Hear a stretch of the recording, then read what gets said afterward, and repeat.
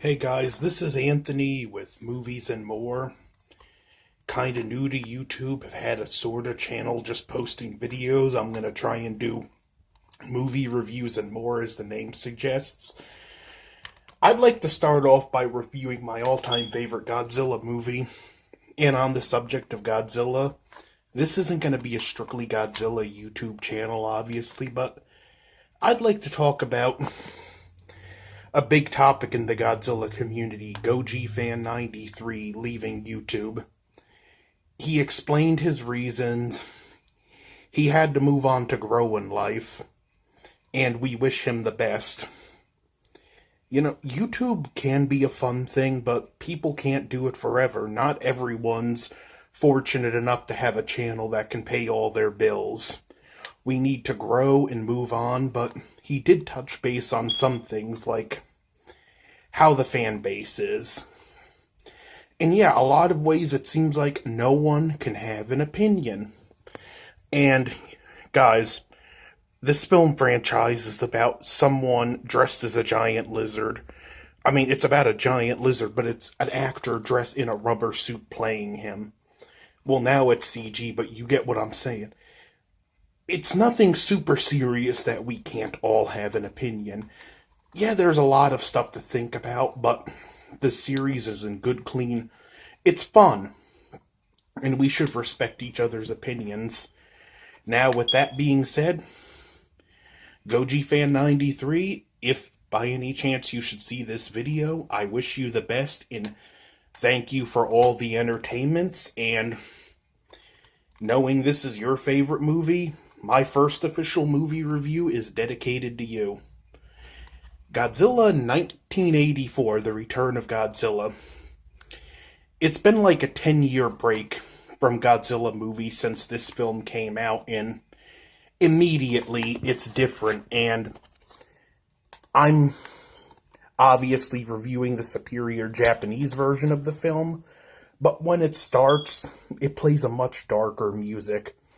It's 80s music, what you think of when you hear 80s music in movies, that kind of dark style theme, and it suits this movie. It tells you right away, this isn't the Godzilla movies you remember. It's not the lighthearted fun, it's not the happy dancing Godzilla, or the drop-kicking Godzilla.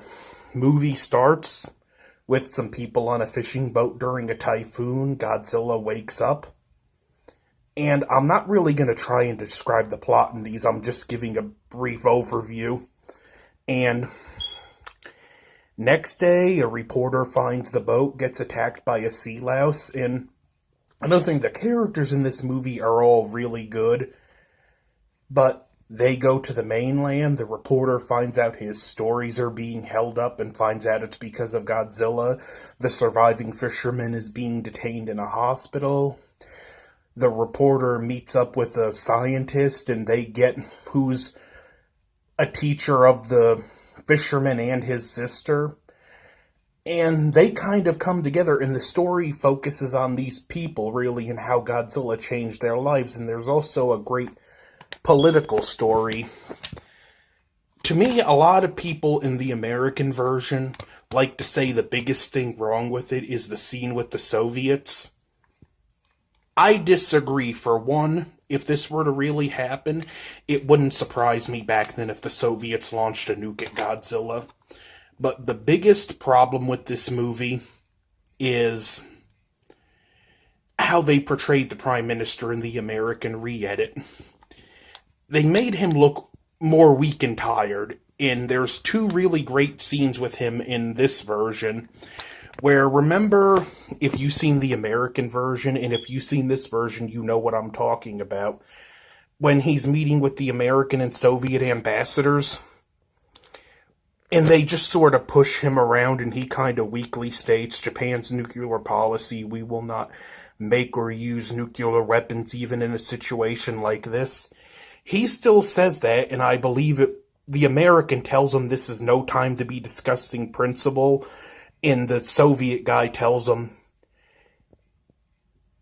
that you're acting out of pride. And he says, you know, you say we're acting out of pride. Perhaps we are, but what about your attitudes? Who are you to say we should just follow you? And this is such a great scene. The American ambassador is silent, can't say a thing. The Soviet ambassador can't say a thing either and looks at one of his aides, and the aide just lifts his hand and he's, he's got us. And the prime minister is just so much stronger of a character in this. And then we have a brief scene with the Soviet guy who tries to stop the missile launch in this version.